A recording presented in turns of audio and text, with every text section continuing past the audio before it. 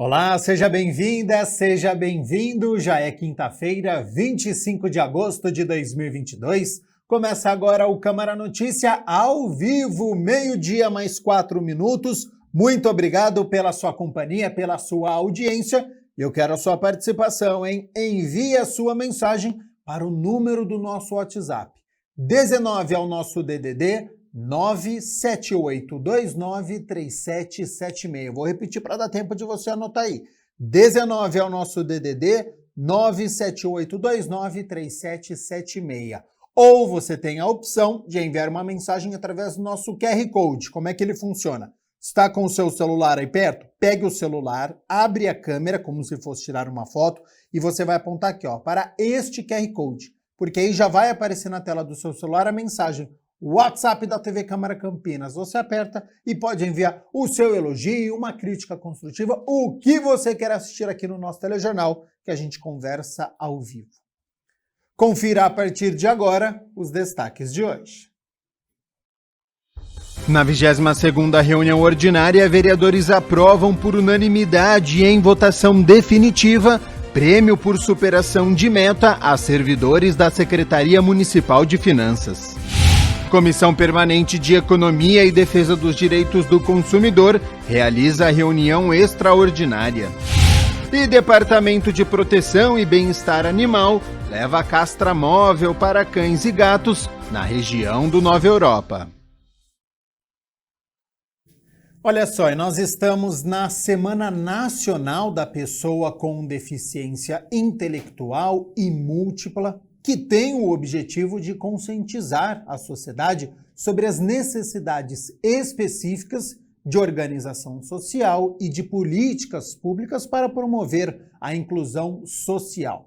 Eu vou acionar agora o nosso repórter, o André Aranha, que está na APAE, associação que desde 1965 atua em diversas áreas da assistência social, e o André tem as informações sobre as atividades que estão sendo realizadas nessa semana. Então, André, seja bem-vindo e boa tarde. Começaram na segunda-feira, Gabriel Castro. Boa tarde para você, boa tarde para todo mundo. As atividades, não é, nessa semana e vão até amanhã. Portanto, tem muita coisa, ações, brincadeiras, atividades físicas. Bom, tem também reunião com as mães, com os pais, bem bacana. Estou aqui com a Sabrina, na sequência a Eliane, que é a diretora, vai conversar conosco também. A Sabrina é a coordenadora pedagógica. Tudo bem? Boa tarde, Sabrina. Olá, André, boa tarde. Bom, para falar sobre essa programação aí que começou na segunda-feira, é isso? Isso mesmo. Na segunda-feira nós tivemos aqui a presença do prefeito, Dr. Dário Saad, e também do vereador Rossini, que vieram prestigiar a abertura da nossa semana. Agora nós estamos também trabalhando com as famílias, uma atividade de arte-terapia, onde as famílias estão tendo a oportunidade de fazer uma reflexão com a equipe de psicólogos e depois uma atividade de expressão artística para falar sobre as barreiras de acessibilidade.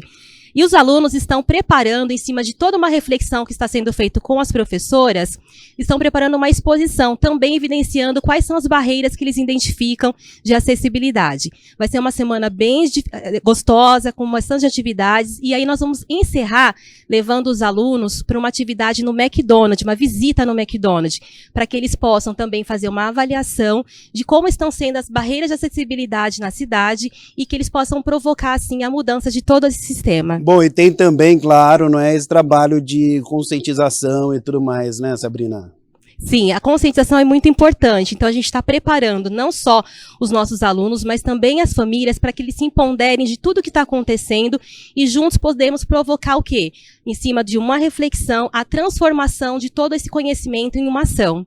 Bom, nós estamos inclusive vendo imagens, não é, das atividades. Gostaria que você falasse as coisas que aconteceram hoje pela manhã aqui na APAE. Nesse momento as pessoas estão acompanhando as imagens. Por favor, Sabrina. Nós tivemos uma atividade de arte-terapia com os pais e aí eles puderam também falar das suas angústias, aquilo que eles estão enfrentando no dia a dia com os seus filhos. E também os alunos estão preparando uma exposição. Cada professor está trabalhando as dimensões de acessibilidade.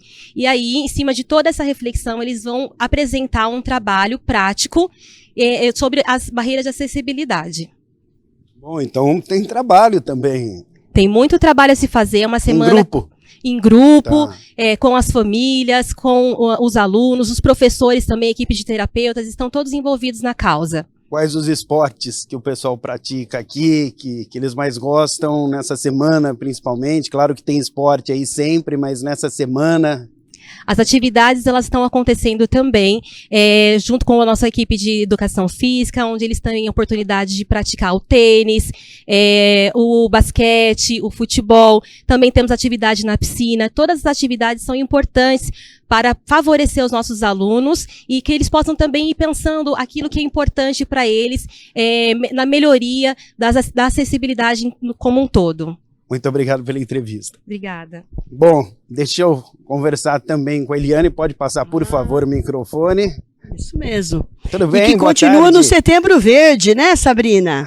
O mês todo de inclusão. Boa tarde, André. É um prazer imenso falar com vocês aqui na TV Câmara de Campinas. Boa tarde. Boa tarde. Bom, primeiramente sobre essa semana tão importante, com né, Eliane? certeza. Superar barreiras para garantir a inclusão. É preciso muita reflexão, né, André? Com certeza. Leis já foram, muitas leis, muito trabalho nesses anos todos, essa trajetória histórica há mais de 60 anos na Federação Nacional das APAES. Esse calendário dessa semana, importante ressaltar aqui, que ele foi instituído em 2017. É um calendário nacional. Então, simultaneamente, em todas as APAES no Brasil, que somos-se 2.000 APAES, estão nessa semana refletindo sobre um tema central. E este ano, superar barreiras para garantir a inclusão. Como está essa questão, Eliane? Superando barreiras, houve evolução, a senhora que acompanha isso diariamente, o que você pode falar para a gente? Com certeza. Muito mais do que eu são as famílias, né? Principalmente do nosso município. É isso que nós, nessa semana, queremos garantir, que elas reflitam um pouquinho quais são os obstáculos enfrentados no dia a dia, no transporte, na própria escola, no acesso à saúde, principalmente na discriminação. Isso, o preconceito ainda está muito, muito em pauta. É preciso que a gente derrube mesmo. Claro. De que forma? Tendo, assim, muita perseverança, para que todos esses obstáculos sejam refletidos e modificados. Principalmente, eu acho que a maior barreira na acessibilidade é atitudinal. Nós temos que mudar a nossa postura, né, em todas as barreiras de preconceito nesse país. E em todo mundo, né? Bom, a gente já falou sobre as atividades, né, nessa Sim. semana. Vamos falar um pouquinho sobre a PAI, Com né? certeza. Os programas que tem aqui, por favor, Eliane, conta pra gente. E que eu aproveito para convidar vocês para conhecer o trabalho da PAI. Muito diferente do que eu falar, é vocês nos visitar, conhecer de perto todos os programas de atendimento que nós oferecemos aqui para o nosso município. O primeiro deles, que é imprescindível estar registrando aqui, é como é que chega o fluxo. Isso. Muitas pessoas perguntam a vocês que estão Com aí certeza. na rua, né? Como é que se chega a PAI? Eu tenho uma criança que apresenta uma dificuldade, um atraso no seu desenvolvimento neuro, psico, motor. Como eu faço para acessar? Primeiramente, esse é o serviço básico da saúde. Não que a educação esteja alijada do processo. Pode observar, pode identificar tanto a família como a própria escola ou a saúde. Então, tem um encaminhamento que ele é feito pelas UBSs e no Distrito de Saúde. E no Distrito de Saúde, eles vêm para uma agenda, que ela é uma agenda online e chega até nós para essa avaliação neurodiagnóstica que executamos aqui na APAI. É uma equipe centrada num laudo interdisciplinar, bastante, assim, intenso no que diz respeito às necessidades de apoio dessa criança, desse jovem ou da pessoa que nos procura. Então, uma equipe formada por neuropediatra, psiquiatra, neuropsicóloga, pedagoga também com formação em neurologia e assistente social que faz o acolhimento. Esse é um dos programas, um dos serviços, vamos melhor dizendo, que essa cidade não pode ficar sem. Hoje nós temos aí o subsídio, porque é um serviço que ele é relativamente custoso, né? Então ele precisa de parceiros. O outro, aí entra nos programas de atendimento, que é a estimulação precoce, um atendimento de 0 a 6 anos de crianças que precisam dessas estimulações neurosensoriais. Então, a criança, ela passa por fono, físio, TO, psicologia para as mães, o serviço social desse é sempre muito bem acolhido. E, após 6 anos, aí é que fecha uma nova reavaliação desse laudo interdisciplinar. Importante dizer que, desde pequenos, nós trabalhamos muito com as mães para fazer a inclusão, o exercício da inclusão, porque é fácil falar a palavra inclusão. O difícil é realmente a prática, é a vivência, as dificuldades do dia a dia. Então, nós sempre estimulamos muito que as mães levem os seus filhos, matriculem seus filhos nas IMEIs, CIMEIs do nosso município. Um outro programa que nós temos, também voltado à inclusão, é o programa do Pátio. É Programa de Atendimento Terapêutico Integra e Orienta as nossas crianças e escolas. E nós temos um projeto que ele é vinculado a esse programa, que é chamado Caminhando Juntos. É a nossa equipe interdisciplinar e com a escola onde eles estudam e as suas famílias. Também é um atendimento terapêutico. Quantas pessoas frequentam aqui? Isso, aproximadamente, semanalmente, 1.000 pessoas, em todos os programas e serviços. De todas as idades? De todas as idades. Então, como eu dando uma sequência para que a população também entenda, né, quem está nos ouvindo, a criança, nós oferecemos serviço para a criança de 0 a 6, o pátio, que é a continuidade de 7 até o término do ensino fundamental. E depois nós temos também um programa de educação especial, que são para aqueles alunos que, esgotadas as possibilidades lá na escola, na rede regular de ensino, têm a possibilidade da continuidade no percurso educacional. Aí sim, matriculando na escola de educação especial. Além disso, nós temos a educação profissional e trabalho, jovens acima de 16 anos, eles qualificam, treinam, têm uma oportunidade de vivência laboral.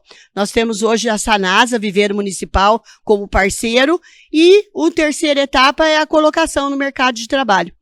Então, isto é inclusão verdadeira. Na prática. Na prática, que as empresas acolhem e que eles trabalhem e atuam na legislação como todos os demais pessoas, né? É a CLT. E o último programa que nós temos é o do envelhecimento, que são acima de 30 anos, onde o estado clínico, a própria família, não deseja que eles vão para o mercado de trabalho. Então, nós temos esse programa, que é chamado de sócio ocupacional, que ele tem continua as habilidades, as competências, sempre em todos os programas, sempre esse respeito aos desejos e tentativa de fazer com que eles se sintam bem, eles se sintam felizes. É o mais importante, é o mais importante. É. Que eles tenham a famosa qualidade de vida, que tanto falada e pouco exercitada. Então, nós temos o esporte, que faz a complementação aqui, também na nossa APAI, muito importante. 7 modalidades, nós temos um projeto aqui também que é parceria com a Secretaria de Esportes, também do nosso município, parceria com o CMDCA, da assistência social. Enfim, é só vindo aqui que vocês vão realmente conhecer todos os nossos trabalhos. E, para encerrar, eu deixo aqui essa mensagem, que vamos juntos construir um movimento muito forte, muito corajoso de derrubar todas as barreiras que impedem a verdadeira inclusão social. Boa tarde a todos e muito obrigada pela essa oportunidade. Tá bom, muito obrigado pela entrevista. É isso aí, Gabriel. Então, amanhã, portanto, terminam as atividades nessa semana tão importante. Eu volto com você.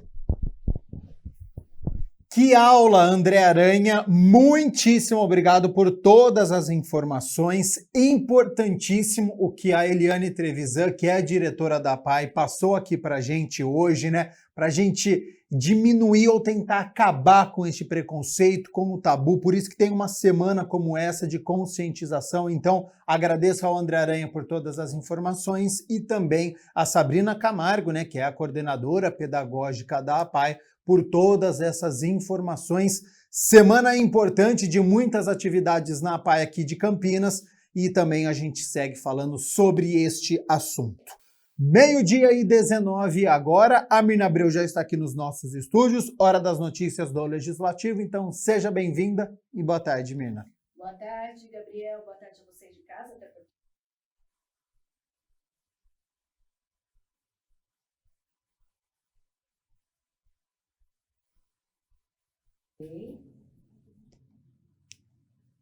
A gente tem um projeto de lei. A gente tem um projeto de lei de autoria do Executivo que estabelece prêmio por atingimento de metas. E a gente teve aí o líder de governo na Câmara Sim. que defendeu esse projeto.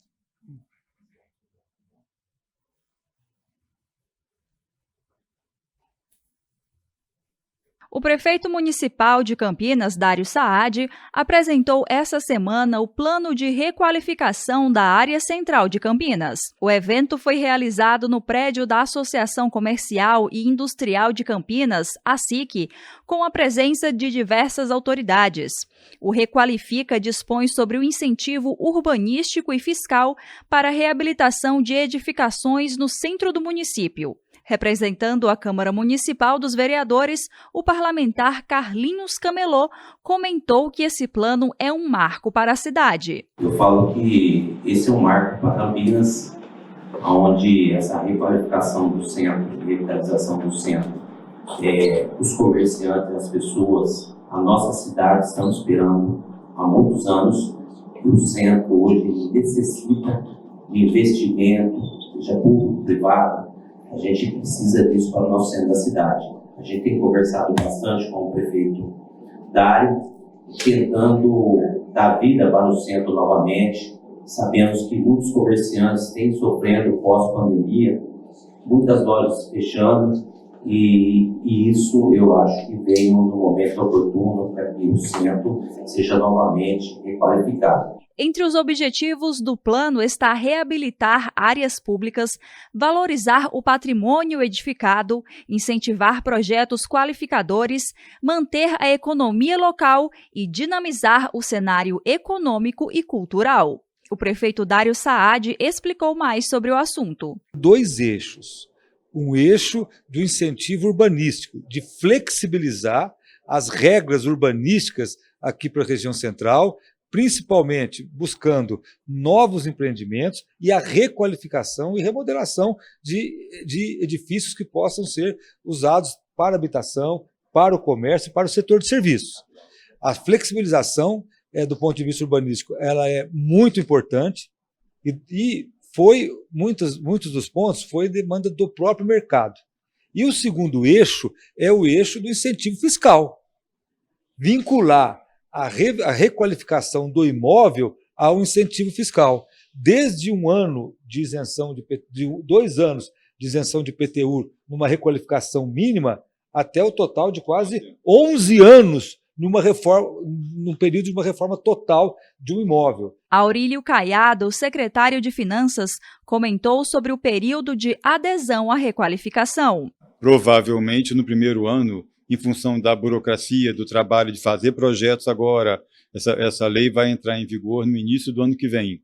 Então, a gente imagina que cerca de 10% dos imóveis devem ser requalificados ou devem pedir a requalificação no primeiro ano. Tá? E, a partir daí, serão 2 anos de vigência dessa lei, no primeiro momento, e aí depois a gente vai ter que repensar para saber quantos que vão entrar efetivamente e ver o que vai acontecer no segundo ano para poder colocar na próxima lei orçamentária esse desconto do IPTU. Carolina Baracá, secretária de Planejamento e Urbanismo, explicou sobre as concessões que serão feitas por meio do plano. E aí também tinha uma exigência de você também criar espaços de convívio dentro do edifício, né, dentro daquela área, para um playground, uma área de lazer, porque não era uma política antiga de construção desses edifícios, então também não vai computar como área construída. E quero fazer umas varandas também, aumentar o pé direito do último pavimento lá em cima do edifício, também não vai computar como área construída. Então, a gente traz uma flexibilização bastante com relação, em resumo, a vagas de estacionamento, a coeficiente de aproveitamento, áreas comerciais no térreo e você poder redividir a sua unidade habitacional daquele prédio já construído. O prefeito Dário ainda ressaltou a importância da parceria da Câmara Municipal para a realização de todo esse plano de requalificação do centro. A Câmara tem uma comissão que está estudando a revitalização do centro, tem também uma frente parlamentar e está muito presente e junto com a Prefeitura, tratando dessa questão da requalificação, de incentivos aqui para a região central. Então, a Câmara, dos 20 projetos que nós enviamos do PAIS, a Câmara aprovou com rapidez, teve a sensibilidade daquele momento de aprovar rapidamente as leis e agora está junto com a Prefeitura na questão desse projeto que dá incentivos urbanísticos e incentivos fiscais para o centro de Campinas. Também estiveram presentes na reunião Adriana Flose, secretária de Desenvolvimento Econômico, Ronaldo Seifert, presidente do CMDU, Alexandra Caprioli, secretária de Cultura, Peter Panuto, secretário de Justiça, e os parlamentares Arnaldo Salvetti, Paulo Gaspar e Nelson Ossiri. E você acompanhou aí, então, a reportagem sobre a presença e a participação da Câmara nesse anúncio de incentivos fiscais e urbanísticos para o centro da cidade. A gente lembra que a Câmara Municipal de Campinas teve uma comissão sobre a revitalização do centro e também agora tem uma frente parlamentar sobre a revitalização do centro que é presidida pelo vereador Carlinhos Camelô. Agora sim, Gabriel, a gente vai falar sobre a reunião ordinária de número 22, que aconteceu na noite desta quarta-feira e que aprovou por unanimidade e em votação final o projeto de lei de autoria do Executivo que estabelece o PANF, que é Prêmio por Atingimento de Metas de Finanças aos servidores lotados na Secretaria Municipal de Finanças. E quem falou e defendeu esse projeto é o líder de governo na Câmara, o vereador Luiz Rossini. Na verdade, esse projeto ele substitui um outro que existia, que acabou sendo declarado inconstitucional, que era o chamava PDF, era Prêmio de Desempenho Fazendário. Havia algumas inconstitucionalidades na lei, mas depois de 11 anos daqueles servidores receberem esse prêmio, eles perderam isso e foi necessário que a Prefeitura reeditasse, elaborasse um novo projeto, adequando às normas constitucionais. Então, na verdade, esse projeto repõe algo que já era oferecido para servidores, é um projeto que visa, então, recuperar essa justiça e ele vem com algumas inovações, até para atender essa base legal. É definir os critérios para que possa ser ofertado esse prêmio, né? Que são as metas de desempenho. As metas de desempenho coletivo, que estabelece que a receita tem que superar a previsão do orçamento, e também critérios de avaliação de desempenho individual, que mede como cada servidor contribuiu para que isso fosse alcançado. Rossini detalhou como será a lei na prática. Envolve esse conjunto de ações que garante que a parte tributária e fiscal da Prefeitura funcione dentro da lei. É garantindo que aqueles impostos sejam lançados na medida da justiça, como determina o Código Tributário Municipal, né, que cada contribuinte possa receber o seu carnê ou o valor no tempo e no prazo necessário, é que haja as ações, obviamente, de cobrança em relação aos inadimplentes, né, que os processos da Prefeitura que envolvem recolhimento de taxas possam acontecer na normalidade também. Tudo isso é o que é e que também que garanta todas as condições para o município receber também os repasses de recursos de convênios. Ou seja, se nós tivermos uma vida fiscal, tributária, financeira regularizada, e isso representar, assim, redundar que a prefeitura arrecade aquilo que está no orçamento, toda vez que superar a meta é o que está projetado. Na hora que superar é que eles passam a ter direito a esse prêmio. E durante a discussão da proposta, a gente teve aí a fala dos vereadores Guida Calisto e Paulo Gaspar, que também defenderam o projeto.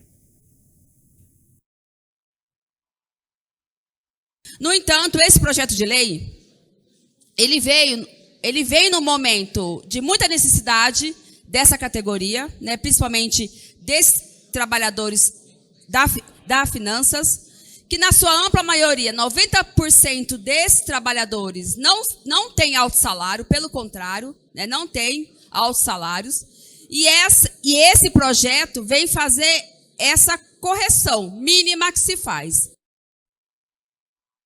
E eu defendo, sim, a bonificação dos servidores municipais, porque ele vem de encontro ao que a gente tanto quer que aconteça no cenário federal, estadual, que é a reforma administrativa, que infelizmente ainda não saiu. E eu defendo não por um discurso ideológico, por defender sindicato ou categorias, mas porque eu defendo o brasileiro, o pagador de impostos. E aí sim a gente tem que fazer jus aos bons servidores, e por isso sim a bonificação para quem atinge as suas metas, nada mais justo.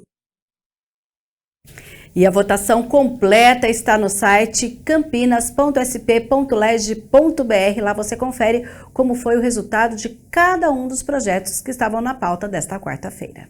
Mirna Abreu, a gente fala agora sobre uma moção que foi protocolada, que tem a ver com a lei de cotas, de autoria do vereador Cecílio Santos. Isso porque no dia 29 de agosto, a lei de cotas completa 10 anos. E um dispositivo que há na própria legislação estabelece que ela deveria ser revista uma década após entrar em vigor.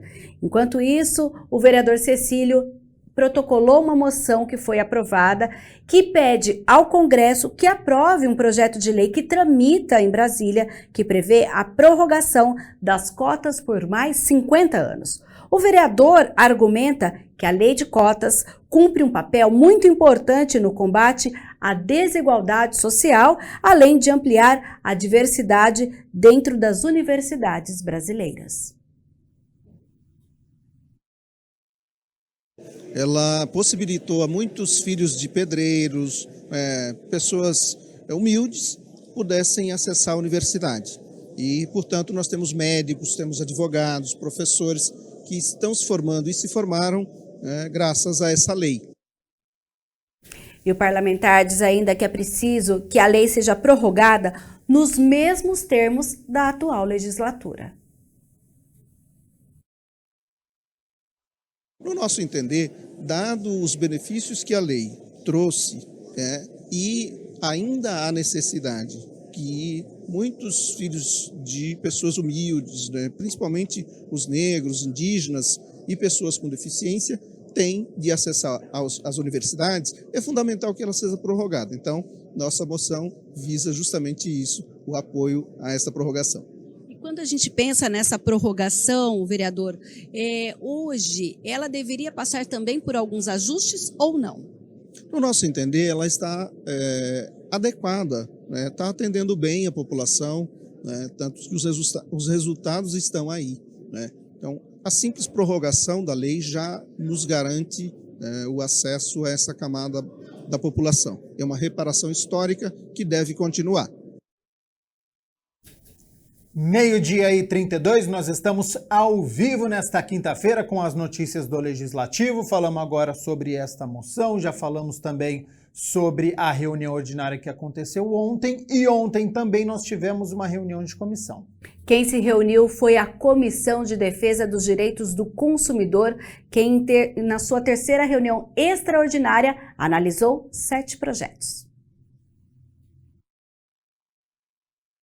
7 projetos foram analisados pela Comissão de Economia e Defesa dos Direitos do Consumidor na 3ª reunião ordinária, que contou com a presença do presidente do grupo, o vereador Eduardo Magoga, Carlinhos Camelô e Paulo Búfalo, que, apesar de não fazer parte da comissão, atuou como substituto ocasional. Que, de acordo com o regimento interno, no artigo 68A, caberá ao presidente da comissão designar, na ausência do membro titular e de seu respectivo suplente, o substituto ocasional, observada a indicação partidária. Bom, então aqui eu declaro aberta a nossa comissão e declaro aqui o vereador Paulo Búfalo como nosso substituto ocasional para a votação de 7 projetos da Casa. O vereador Carlinhos Camelô foi o relator de 6 projetos e emitiu parecer favorável. Magoga também emitiu parecer favorável a uma das matérias. Os 3 parlamentares seguiram os pareceres e agora os projetos continuam tramitando na Câmara, prontos para serem colocados na pauta de votação em plenário. Quarta-feira de muitas reuniões no Legislativo, então a gente segue falando sobre uma que tem a ver com a CETEC e uso público do solo. Sim, quem intermediou essa reunião foi o vereador Cecílio Santos, que contou com a presença de várias instituições sociais do município de Campinas com a CETEC, e o objetivo é debater o uso do solo na cidade e as políticas públicas de incentivo a pequenos empreendedores. Vamos ver como foi. A reunião da CETEC com instituições sociais de Campinas foi comandada pelo vereador Cecílio Santos, que reforçou a importância do encontro. Nosso objetivo aqui é discutir com a CETEC e as entidades espaços onde as entidades possam expor, não é, as suas ideias, os seus produtos, as suas atividades, e que a população possa ter essa interação cada vez maior com as entidades. A CETEC, Serviços Técnicos Gerais, é uma autarquia da Prefeitura de Campinas responsável pela autorização do uso do solo para fins comerciais, bem como a fiscalização dessas atividades. Na reunião, a entidade foi representada pelo diretor técnico operacional, Luciano Miranda. A gente teve um decreto suspendendo as novas licenças para que a gente pudesse criar uma comissão de estudos na qual a gente estaria debatendo a melhor forma de atender os munícipes para a utilização do solo público. Helena White é conselheira fiscal do Saber em Arte, um coletivo criado na comunidade do Jardim São Marcos, com o objetivo de incentivar mulheres empreendedoras. São 3 lideranças comunitárias lá do São Marcos. Eu estou como conselho fiscal, estou como apoiadora, mas o projeto é delas, são elas que estão desenvolvendo. E elas perceberam quantas famílias estavam passando fome por causa da pandemia, muito emprego perdido, e quanto potencial as mulheres da região tinham. Ou porque sabem fazer bolo, ou pastel, ou salgado, ou crochê, ou bordado. Muito potencial, só que aquela coisa de saber fazer o gostoso ou o belo e não saber vender. Então, a ideia é essa, vamos ensinar a vender. Vamos dar visibilidade para esses produtos e vamos fazer com que essa família tenha mais renda através disso. Maria de Fátima Silva é vice-presidente da Provisão, uma sociedade de atendimento ao deficiente visual que está localizada no Jardim Proença. Contou que a instituição sem fins lucrativos, que trabalha com reabilitação de pessoas desde bebês até idosas, tem buscado uma forma de dar visibilidade ao que é produzido pelos próprios usuários. Mas nós queremos saber o que é possível fazer, como que nós podemos estar mostrando o trabalho que é feito por essas pessoas. Né? Porque quando a gente fala em deficiência visual, né, algumas pessoas, nem tanto, acho que já tem muita coisa que é mudado hoje em dia no Brasil e no mundo, mas acha que porque a pessoa é deficiente, a pessoa não tem condições de fazer nada. Né?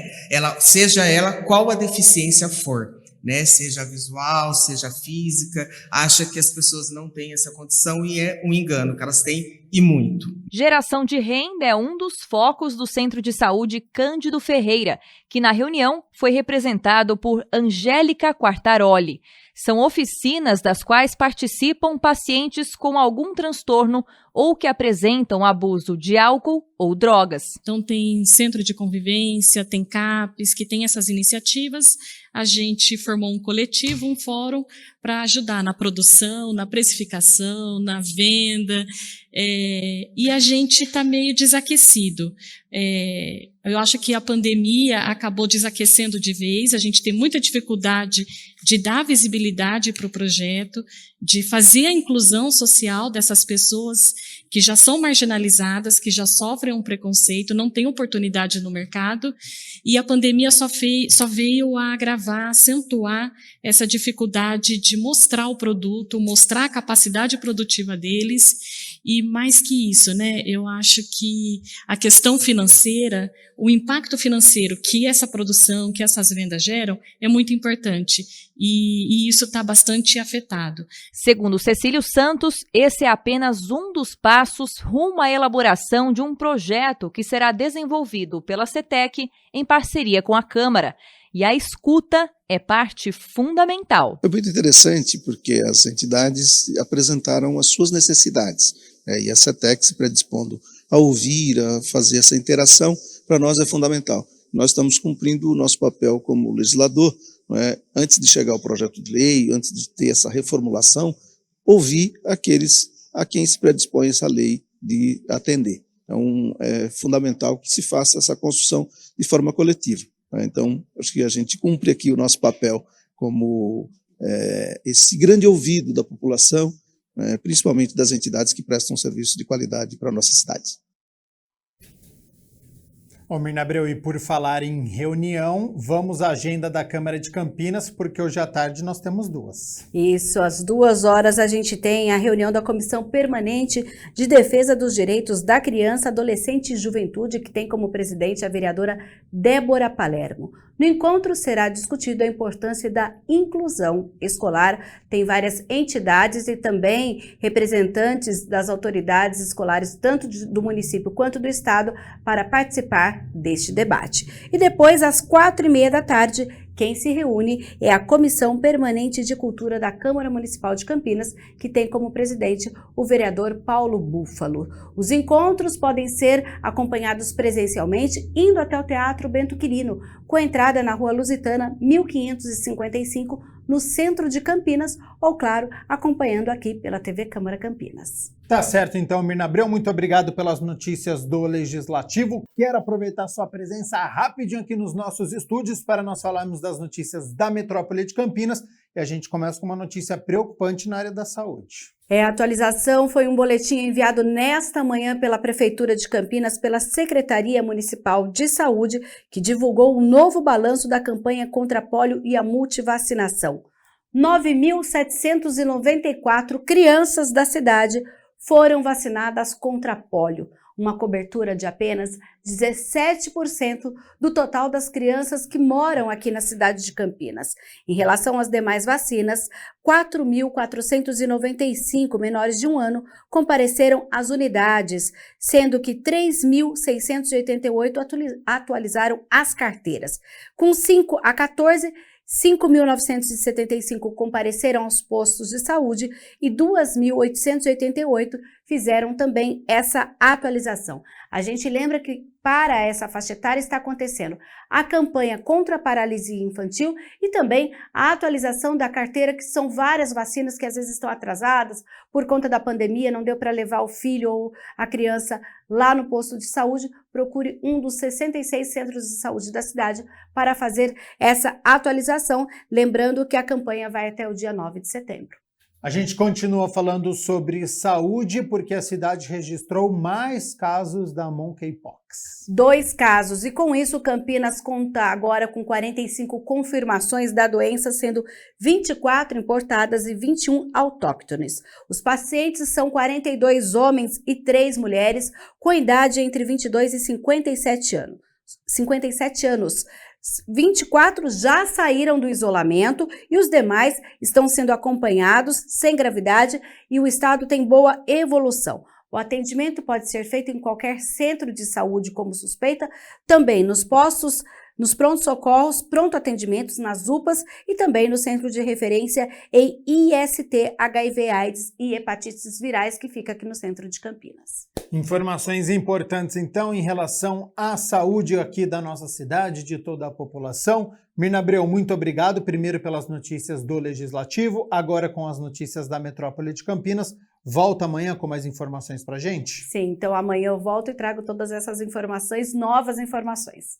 Combinado então para Mirna Abreu, retorna nesta sexta-feira. Vamos fazer o seguinte, 12h43 agora, a gente vai fazer um rápido intervalo, primeiro aqui no nosso Câmara Notícia, e na volta tem muitos assuntos para a gente abordar ainda. A gente vai falar de esporte, porque a Ponte Preta entra em campo hoje, tem o nosso quadro de saúde, a gente tem uma entrevista ao vivo que vai falar sobre empresa pet friendly, que recebe animal no ambiente de trabalho. Tem previsão do tempo, então não sai daí, que o nosso intervalo é rapidinho.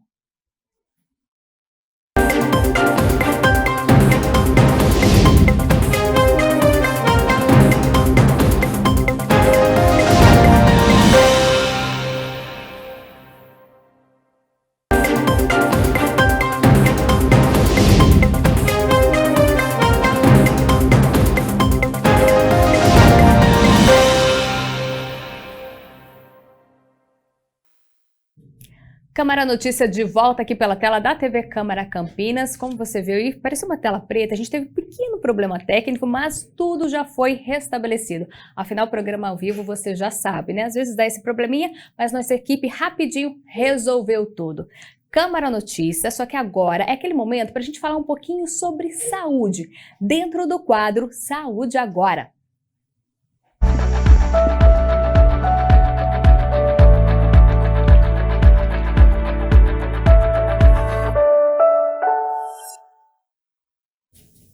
De volta aqui para falar um pouquinho sobre saúde. O nosso tema hoje é leishmaniose. Você sabe como que acontece aí a contaminação, a infecção? Se tem tratamento, os sintomas, o como prevenir? Tudo isso e muito mais. Quem vai responder para a gente, olha só, é a nossa entrevistada, é a Fabiana Romanello, ela é infectologista do Hospital São Francisco de Mogi Guaçu. Fabiana, antes de começar a nossa conversa, você consegue ajustar um pouquinho o celular para a gente ver melhor o seu rosto? Aí, agora tá perfeito, Fabiana. Antes de começar a nossa conversa e falar um pouquinho sobre leishmaniose, eu quero agradecer, viu, a sua participação aqui nessa quinta-feira, horário de almoço, ao vivo, você parou todos os seus atendimentos, aí o seu trabalho no hospital, só para falar com a gente hoje e tirar todas as dúvidas. Então, muito obrigada e boa tarde para você. Sim, boa tarde.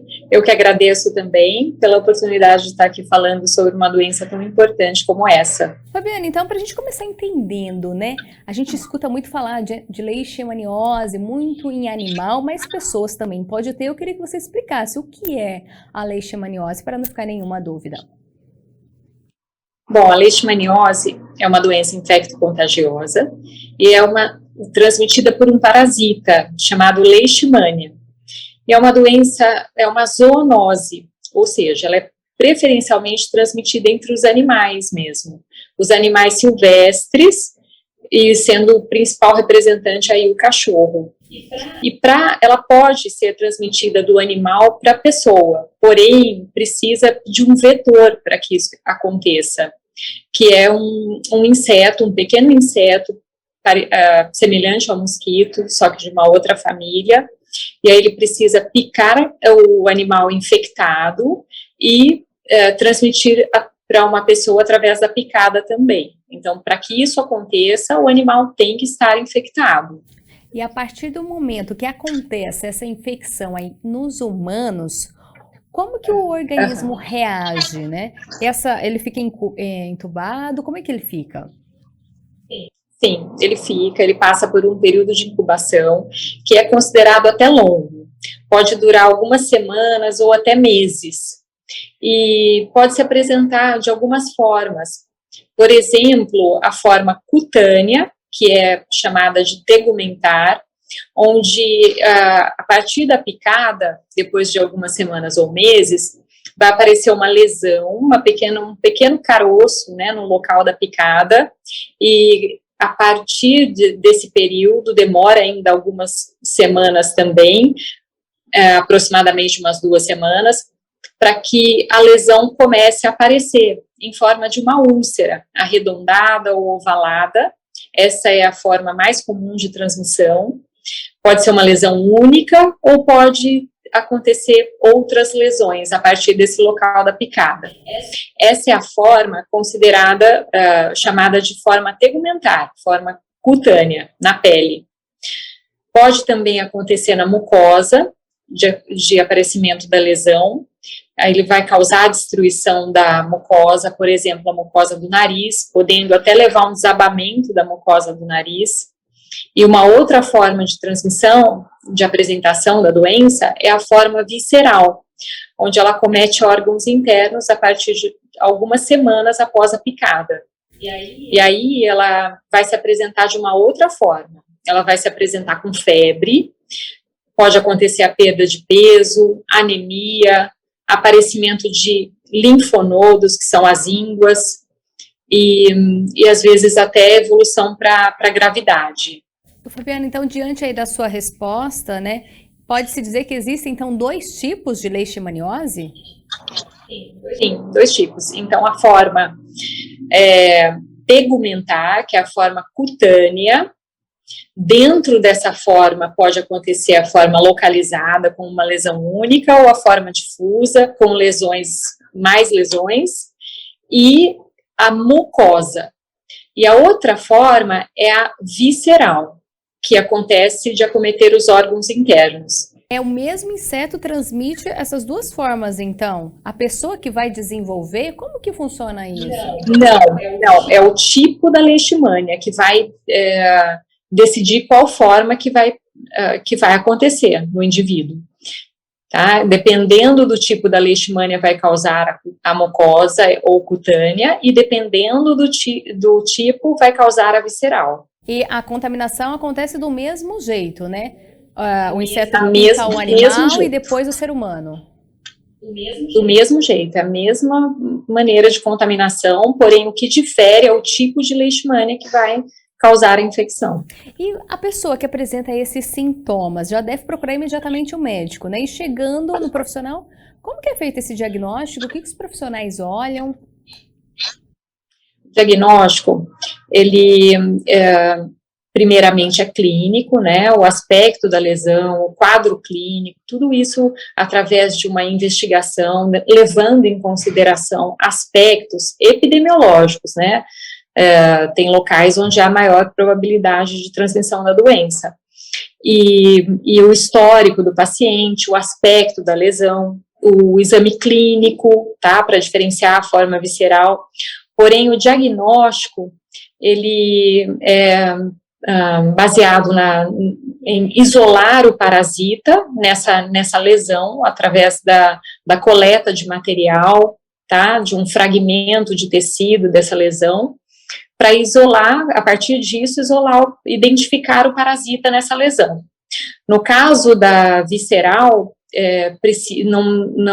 como não tem a lesão, né, o acometimento são em órgãos internos, esse fragmento precisa ser de outros tecidos, por exemplo, fígado, baço, linfonodo, que são essa região das ínguas, né, e até a medula óssea. Nossa, e o tratamento, como que é? Fez esse isolamento, e aí, como é que funciona o tratamento? Só uma coisa, um item também. Existem exames sorológicos, onde vão ser identificados anticorpos que também vão participar. Esses exames são úteis no diagnóstico também. Perdão, qual foi a última pergunta? Feito todo esse diagnóstico, como que é o tratamento? Bom, o tratamento existe, ele é na rede pública, tá? Mesmo que o paciente seja atendido em consultório, um atendimento particular, hospitalar, ele vai ter esse tratamento a partir da rede pública, que é onde dispensa-se esse medicamento, e o medicamento é o antimonial pentavalente. Ele é um medicamento que vai ser administrado intramuscular ou intravenoso. E o tempo de tratamento mínimo são de 20 dias. Para casos de recidiva ou casos mais graves, ou casos da leishmaniose visceral, o tratamento de escolha é a anfotericina B, que muitas vezes é realizado, na maioria das vezes, com o paciente internado. Você falou aí o tratamento, né, oferecido pela rede pública de saúde, eu até ia te perguntar, né, quando aparecem esses casos, né, a notificação aos órgãos de saúde deve acontecer imediatamente? Imediatamente, é obrigatória e imediata. Então, a partir do momento em que se identifica um caso suspeito, já deve ser notificado. Através da confirmação dos exames, aí essa ficha de notificação ela é preenchida de uma forma mais adequada, corrigida, né, anexado esses testes aí na ficha. Voltando a falar um pouquinho sobre o tratamento, ele costuma ser muito agressivo, a pessoa tem reação, as chances de cura, você até falou aí, recidiva que fala, né? Essa doença pode voltar a aparecer no futuro? Pode voltar. O paciente costuma responder bem ao tratamento, sim, porém, existem efeitos adversos. Por exemplo, né, ele pode ser tóxico, principalmente para o coração, tá? Pode acontecer, em alguns casos mais raros, aí uma arritmia cardíaca. Então, o paciente ele é avaliado, bem avaliado, antes e durante o tratamento, para que isso não aconteça. Porém, responde bem, a lesão ela vai diminuindo, regredindo, cicatrizando. Em alguns casos, talvez até a partir do estado imunológico desse paciente, pode recidivar, né, pode voltar essa infecção. E aí o regime de tratamento, o tempo de tratamento, ou até a via de administração da medicação pode ser diferente. Tudo isso para que o paciente seja adequadamente tratado e com maior chance de cura. E a leishmaniose, ela também pode ser confundida com outras doenças. Pesquisando um pouquinho sobre o tema, eu vi que os sintomas são parecidos, como da malária, doença de Chagas, é isso mesmo, Fabiana? Sim, tem vários tipos de doenças que podem, numa fase inicial, ser semelhantes. Então, por exemplo, no caso da malária e da leishmaniose, comparando com a leishmaniose na forma visceral, o paciente vai ter febre alta, ele vai apresentar o emagrecimento, ele pode ter aqueles tremores, mas por isso que ele precisa ser avaliado por um especialista. Cada uma tem a sua particularidade e aí, com uma avaliação bem detalhada, é possível diferenciar. A lesão também pode ser parecida, elas podem ter aspectos semelhantes com outras doenças. Então, para isso, precisa de uma avaliação bem detalhada mesmo. E obter material para os diagnósticos, para que não seja o paciente submetido a um tratamento, né, sem um diagnóstico definitivo. Você disse no começo da nossa conversa que a transmissão acontece, né, pela picada do inseto contaminado, é isso? A pessoa que foi contaminada, ela não passa para outra pessoa, ou é só por meio da picada do inseto? Não, sim, a pessoa ela não transmite para outra pessoa. Essa infecção não acontece entre as pessoas. Essa infecção, ela é, como eu falei, uma zoonose, então a transmissão é entre os animais, preferencialmente. Aí, a partir do momento da picada do inseto, picando esse animal contaminado, e aí sim vai transmitir para a pessoa a partir da picada. E você que está aí em contato direto, né, na área da saúde, a leishmaniose, como que está a situação aqui no nosso país? Tem muitos casos, tem aparecido muitos casos, a gente está no mês de agosto, né, quando fala um pouquinho de cuidados relacionados ao animal, quando se fala em leishmaniose. E nos humanos, como que está a situação? O que vocês estão vendo? Olha, nos humanos existe, assim, é uma doença que tem distribuição no país inteiro. Há alguns anos atrás, ela era predominante em certas regiões, por exemplo, Minas Gerais, na Paraíba. Agora tem vários locais do Sudeste, algumas cidades aí de interior também, onde o número é um pouco maior, mas principalmente da forma tegumentar. A forma visceral é bem mais rara, felizmente. Essa é uma doença que pode atingir homens, mulheres, crianças, idosos, por isso todo cuidado. Sim, qualquer indivíduo de qualquer faixa etária pode sim adquirir a leishmaniose. Por isso que é importante mesmo ter esse cuidado, sempre quando for para alguma área considerada endêmica, tomar muito cuidado mesmo com esse tipo de picada, né, usar o repelente. É um inseto, o inseto ele é pequeno, ele é, como eu falei, da família aí parecido com um mosquito, mas é de outra família, então ele é bem pequenininho, ele atravessa essas telas, malhas, né, que as pessoas usam para impedir o vetor. E o repelente é útil quando se fala aí desse inseto que transmite a leishmaniose? O repelente, sim, é considerado útil, né, e também cobrir o corpo, né, principalmente nesses locais aí de área endêmica, usar as mangas compridas, calça, né, ficar bem atento em relação a isso. E os animais também, né, e com os animais também tem que ficar muito atento, por isso que é muito importante cuidar do animal que por exemplo, do cachorro, quando a pessoa convive. Quando se fala em leishmaniose, existe vacina? Tem algo previsto? Como que é a situação? Não tem previsão de vacina e não existe. Os cuidados que são fundamentais, né? Sim, os cuidados para impedir a picada mesmo, e com o animal, né, que é identificado como doente, ele deve ser levado ao veterinário, deve ser diagnosticado, porque senão ele acaba sendo um possível transmissor. E tem como, a gente sabe, você falou aí, a transmissão, né, acontece com os animais, por meio do inseto. Como cuidar dos animais? Qual o cuidado que a gente deve ter de uma maneira geral?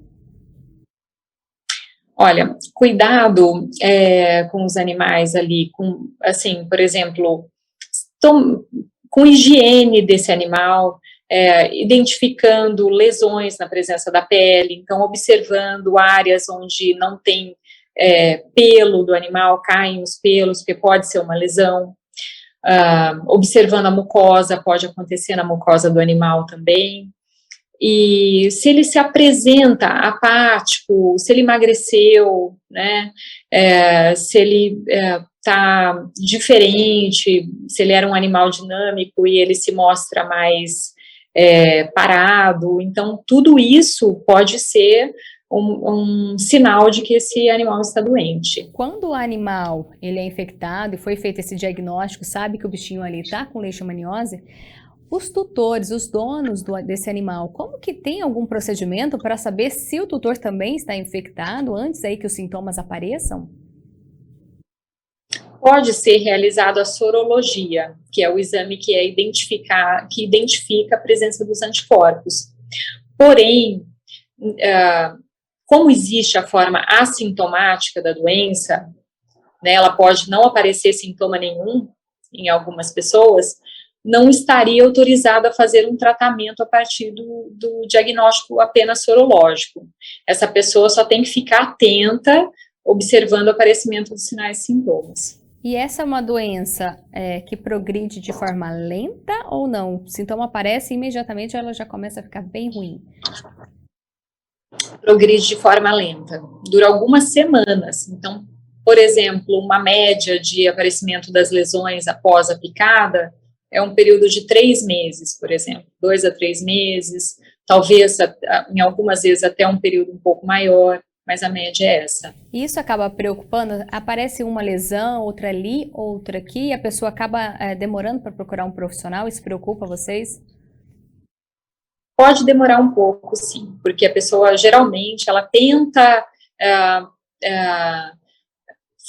tomar algumas medidas mais caseiras, né, para resolver o aparecimento dessa lesão, ou utilizar alguma pomada, ela acaba esperando um pouquinho. Então, geralmente, o paciente espera, principalmente quanto menor esclarecido ele estiver sobre a doença, menos esclarecido ele estiver sobre a doença, aí acaba evoluindo mais para essa forma ulcerada. Então, Antigamente, né, era muito mais comum identificarmos aí em regiões onde tinha menos acesso a informações, o paciente com destruição da mucosa nasal, né, aquela mucosa do nariz, ela era destruída e havia o desabamento dessa cartilagem. Então era uma forma bem exuberante da doença. E quando se fala em leishmaniose, essa é uma doença que pode levar a pessoa à morte?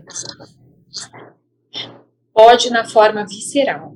Então, o paciente pode ficar debilitado, demorar para procurar atendimento médico, demorar para realizar o diagnóstico e acaba tendo um comprometimento mais severo, uma forma mais severa e agressiva da doença, podendo evoluir com anemia, com alteração das células do sangue, né, e onde a imunidade do paciente fica gravemente comprometida e ele pode vir a morrer. Diante disso, ainda falta conhecimento sobre essa doença? As pessoas precisam entender como que funciona a transmissão, os cuidados e principalmente aí procurar um atendimento médico o mais rápido possível, não entendem ainda a gravidade? Sim, as pessoas não se atentam muito a isso, né, então é frequente as pessoas irem viajar para locais onde tem bastante natureza, mas é muito importante ficar atento em relação a isso, ficar atento a essas áreas onde são consideradas endêmicas, onde tem um maior número aí das infecções, utilizar o repelente e sempre ficar atento com uma lesão que tem uma duração aí de mais de uma semana, né, procurar o atendimento médico aí, o especialista. Essa lesão, ela é diferente da picada de pernilongo, por exemplo? Inicialmente, não muito, porque ela parece um pequeno caroço. Só que com o passar do tempo, ela é bem característica. Ela é uma lesão ovalada ou arredondada que fica de uma forma ulcerada. Ela parece uma lesão ulcerada. Ela tem uma... Sim. A partir do momento da coceira, com o aparecimento do caroço, daquele pequenino caroço, o paciente pode ter coceira, sim. Ele vai coçar e aí em seguida essa lesão vai ficando um ferimento ulcerado. Então, Fabiana, vale então a orientação, reforçar os cuidados que você já falou, né? Repelente, passar em todo o corpo e usar roupas de manga longa, né? Calça. Sim. Calça, meia, né? Para poder ficar bastante protegido mesmo e aplicar frequentemente o repelente. Evitar sempre, né?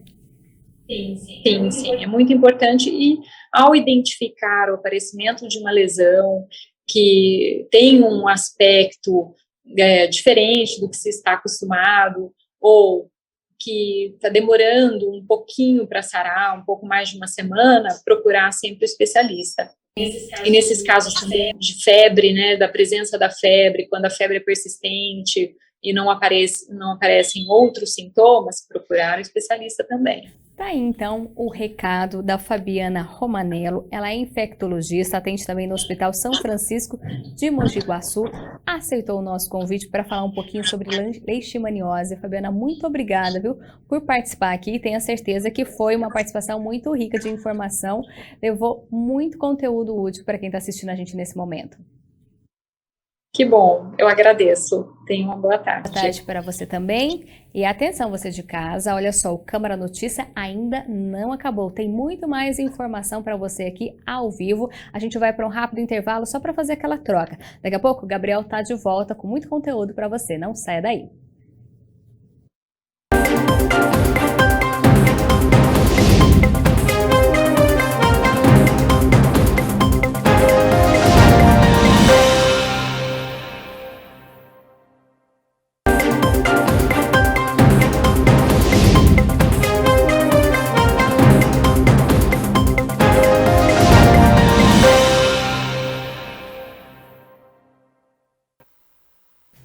1h mais 25 minutos, Câmara Notícia de volta ao vivo nesta quinta-feira. Muito obrigado pela sua companhia, pela sua audiência. E olha só, um estudo realizado pela Universidade de York, no Reino Unido, considera que animais de estimação diminuem o estresse e servem como um suporte emocional no ambiente de trabalho. Você que está nos acompanhando, pode levar o seu animal de estimação no trabalho? Você gostaria de ter esta possibilidade? Acha que te ajudaria? Traria alguma coisa diferente? Bom, sobre esta iniciativa, eu converso agora com o Silvio Salovics, ele que é CEO da Duo e Eco. Então, Silvio, primeiramente, muito obrigado por ter aceito o convite para participar aqui do nosso telejornal, para esta entrevista. E existe, então, essa tendência pelo mundo de escritórios com o Pet Friendly. Seja bem-vindo e boa tarde.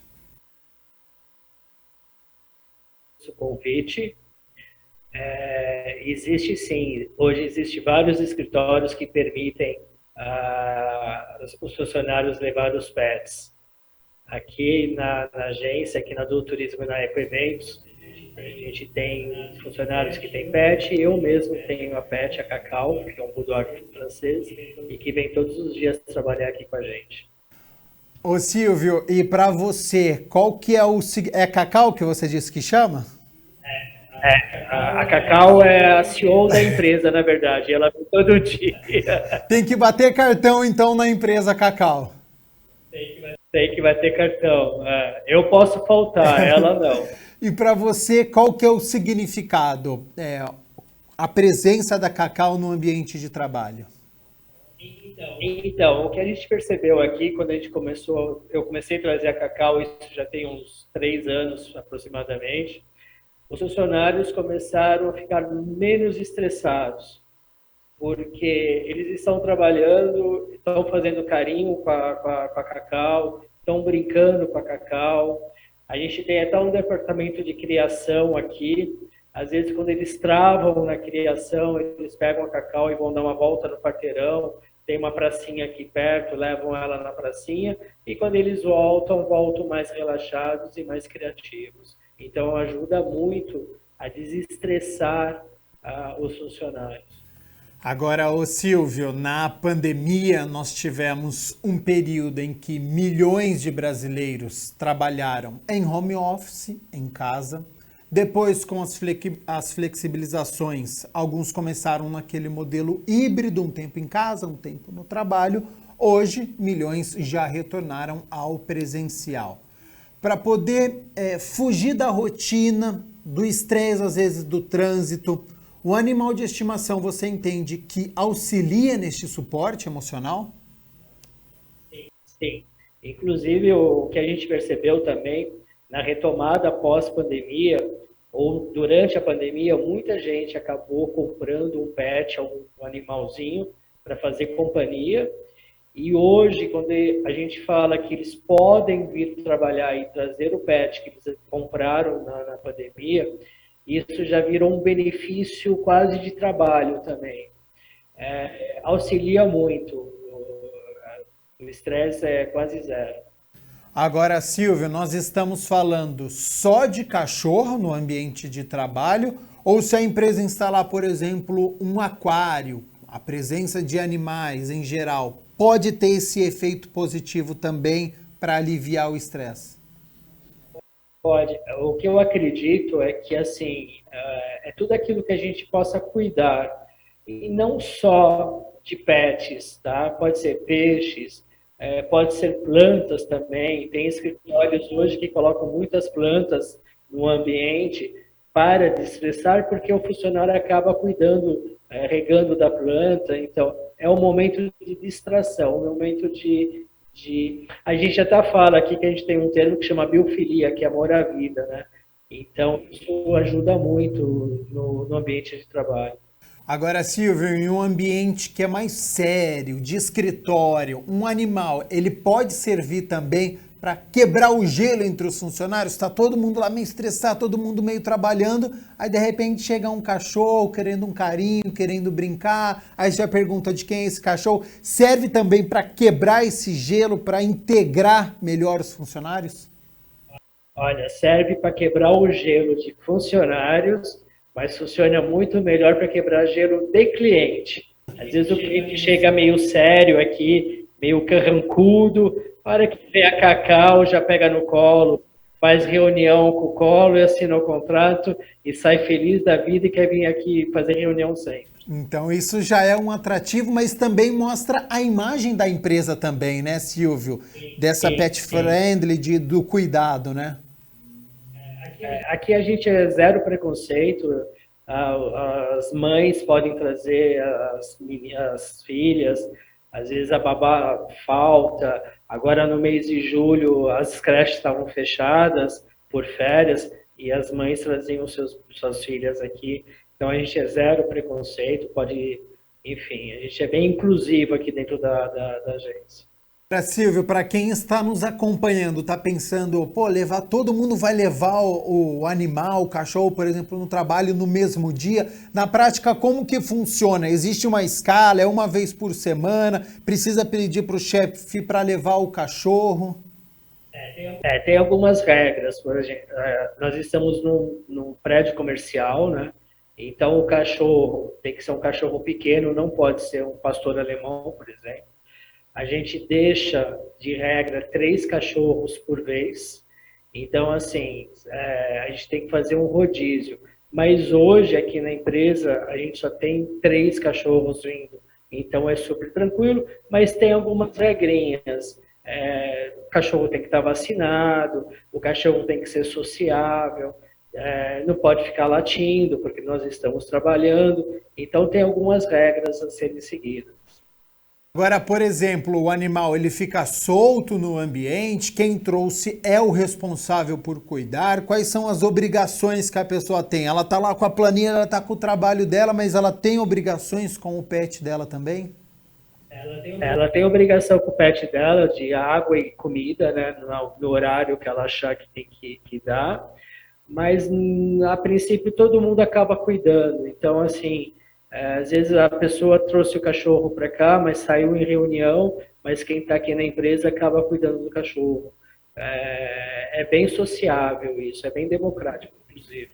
Ô Silvio, você falou que essa prática de trazer o pet, né, pode até ajudar em relação aos clientes. Essa atitude de deixar os funcionários trazerem os pets, além de ajudar nessa imagem da empresa, pode fazer um funcionário até aceitar o emprego também, chamar a atenção dele e falar, opa, gostei dessa história, gostei dessa empresa, eu quero trabalhar com eles. Tem esse fator também de atrair o funcionário hoje em dia? Tem esse fator de permanecer com o funcionário aqui e contratar novos funcionários por por deixar trazer o pet dele para cá também. Agora, Silvio, nós falamos na abertura, né, que é uma tendência pelo mundo esse pet friendly, as pessoas levarem o seu animal de estimação até o trabalho. Mas aqui no Brasil, você entende que ainda existe uma resistência, tem muitos obstáculos para que isso se torne mais comum?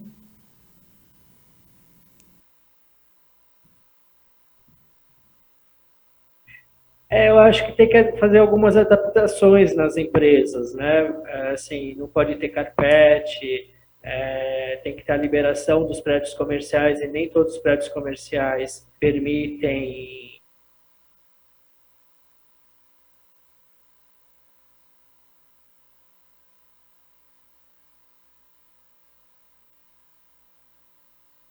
Bom, infelizmente perdemos o contato com o Silvio Salovics, ele que é CEO de uma empresa que é pet friendly, né? Mas acho que ficou bastante claro aqui durante a nossa entrevista essa tendência pelo mundo e aqui no Brasil, então, o Silvio estava respondendo, enfrenta algumas resistências ainda, algumas adaptações precisam acontecer para que isso se restabeleça e que isso fique aí em todas as empresas. 1h mais 35 minutos, a gente segue ao vivo aqui com o nosso Câmara Notícia nesta quinta-feira.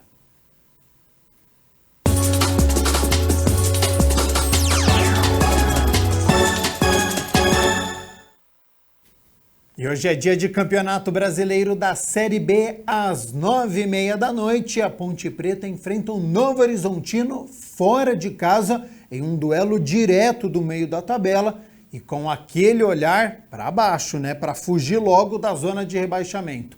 Lembrando, classificação neste momento, a Ponte é a 12ª colocada com 32 pontos e o Novo Horizontino está logo atrás com 31 pontos.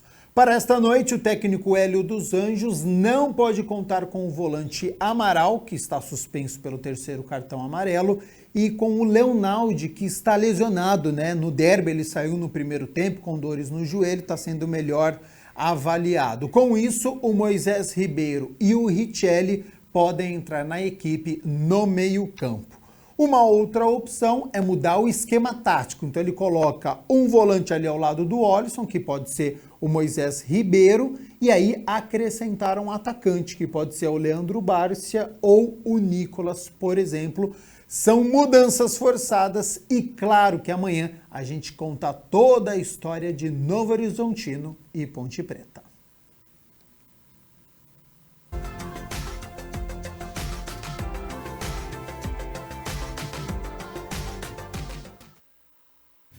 Bom, hoje é um dia ensolarado, nesta quinta-feira o sol apareceu durante todo o dia, tem algumas nuvens, a nebulosidade ainda permanece, mas não tem previsão de chuva. E para amanhã, sexta-feira, segue essa tendência, viu? Então, tempo estável durante toda essa semana. As temperaturas estão cada vez mais elevadas. A gente começou a semana ainda com um friozinho, mas ao longo do dia já está dando para deixar aquele casaco mais pesado de lado. Mesmo quem acorda cedinho, né, no frio, consegue aí sair sem aquela blusa, até porque a temperatura segue subindo neste momento por volta de 25 ou 26 graus aqui na cidade de Campinas. E para amanhã, as temperaturas já estão aqui na minha tela, então amanhã, sexta-feira, o sol aparecendo ainda sob nuvens, mas olha só, mínima de 15 graus, já é uma mínima elevada para o inverno. Ao longo do dia essa temperatura sobe, podendo chegar aos 28 graus aqui na cidade de Campinas. O Câmara Notícia fica por aqui. Muito obrigado pela sua companhia, pela sua audiência. Lembrando que agora à tarde tem as reuniões, então continue aqui na TV Câmara Campinas e nos vemos amanhã na sexta-feira a partir do meio-dia. Até lá. Tchau, tchau.